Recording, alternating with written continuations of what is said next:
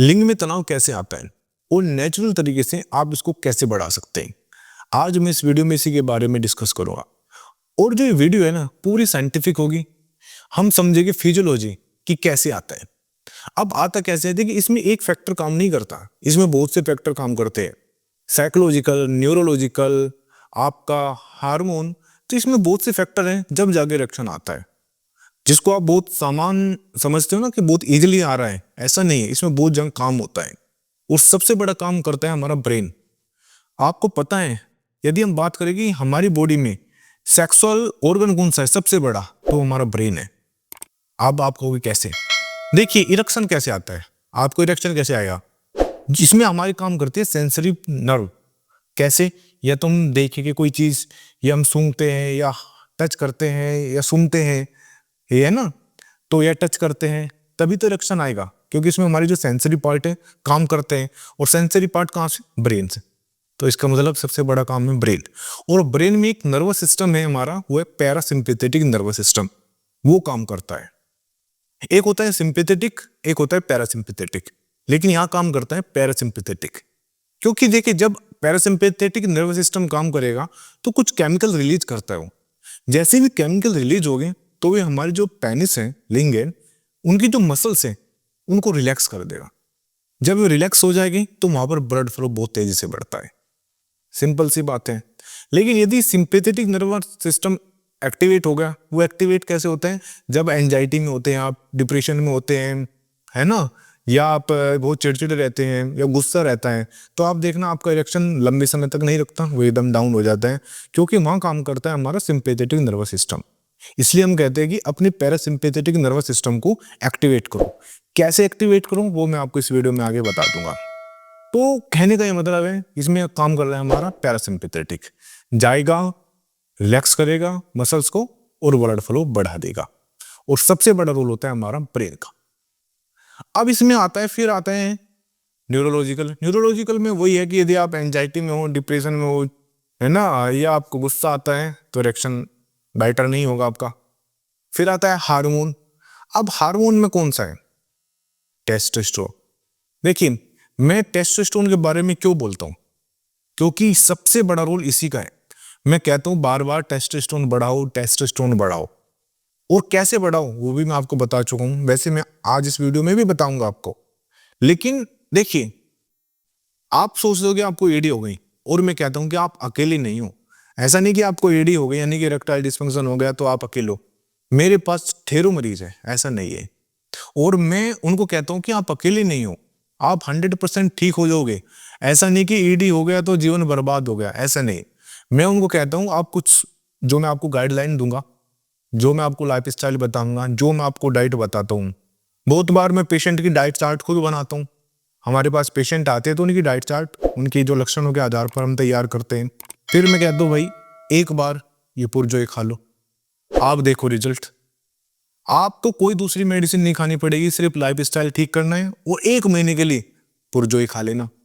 मैं इस पुरजोई को कम से कम, मुझे ऐसा लग रहा है कि 10,000 से ज्यादा लोगों को दे चुका हूं। इतनी डिब्बी इसकी बन चुकी है हमारी फैक्ट्री में। तो और आज तक इसका नेगेटिव रिजल्ट नहीं आया। क्यों? क्योंकि इसका रिजल्ट है, इसलिए मैं आपको बोल रहा हूं। तो कहने का मतलब है आप अकेले नहीं है। यदि आपको एडी है ना तो इसको एक बार खा लेना। यदि नहीं रिजल्ट आया तो आप मुझे कमेंट कर देना, व्हाट्सएप पर मैसेज डाल देना, मेरे क्लिनिक पर आ जाना कि रिजल्ट नहीं आया।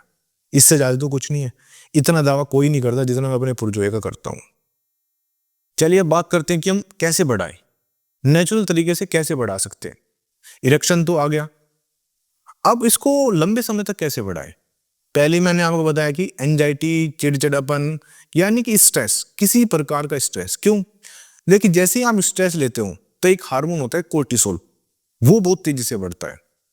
और कोर्टिसोल और टेस्टोस्टेरोन वे एक दूसरे के दुश्मन है। यदि कोर्टिसोल बढ़ता है ना तो बेचारे टेस्टोस्टेरोन को डाउन कर देता है। इसलिए कहते हैं कि स्ट्रेस मत लो, एंजाइटी मत लो। हम अपने पेशेंट को कुछ दवाई ऐड भी करते हैं, ऐसा नहीं है कि हम, इसलिए तो करते हैं हम। कोई बहुत बार पेशेंट डिप्रेशन में रहता है तो उसकी दवाई हम ऐड कर देते हैं। तो हमें कोर्टिसोल नहीं बढ़ाना है, क्योंकि वहां पर देखिए हमें जो सिंपैथेटिक नर्वस सिस्टम है ना उसको एक्टिवेट नहीं करना है, ये करना है। एक्सरसाइज, जब आप डेली एक्सरसाइज करते हो ना तो इसमें पैरासिम्पैथेटिक एक्टिवेट होता है, ये याद रखना, क्योंकि हमें क्या काम करना है, पैरासिम्पैथेटिक। एक लंबे समय तक यदि आपको बनाए रखना है तो नाइट्रिक ऑक्साइड का लेवल, ये मैं इसके ऊपर वीडियो भी बना चुका हूँ। अपनी डाइट ऐसी लीजिए जिसके अंदर नाइट्रिक ऑक्साइड का लेवल बढ़े, स्पेशली बीट रूट। मैं बोल दो ना कि चुकंदर खाइए, देखिए जितना नाइट्रिक ऑक्साइड का लेवल बढ़ेगा ना उतनी देर तक इरेक्शन रहेगा। ये बात आप रखना, सारा खेल नाइट्रिक ऑक्साइड का है। तो ऐसी डाइट लेनी है आपको।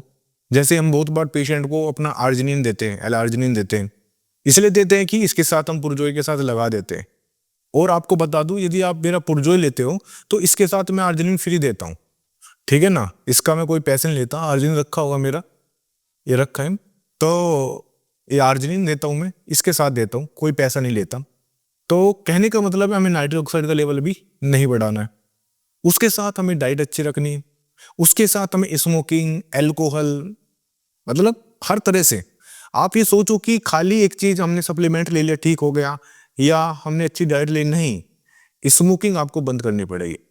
और जितनी ये बीमारी आजकल जो डायबिटीज आ रही है, ये जो हाइपरटेंशन आती है, या आर्टरीज होती है जिसको हम एक मेडिकल टर्म में बोलते हैं एथेरोस्क्लेरोसिस, यानी कि जो आर्टरीज हैं वे हार्ड होना स्टार्ट हो जाती है।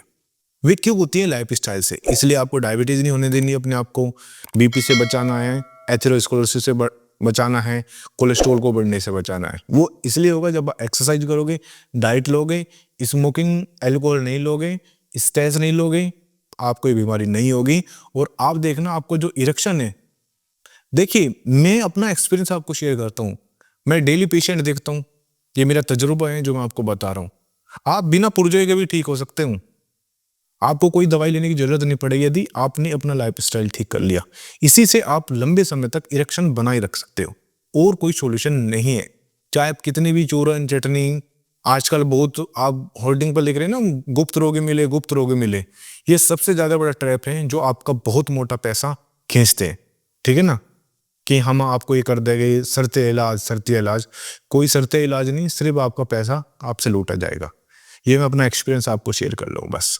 Thank you very much. और प्लीज एक छोटी सी रिक्वेस्ट रहती है कि चैनल सब्सक्राइब कर देना, यही मेरी आपसे एक थोड़ी सी रिक्वेस्ट है।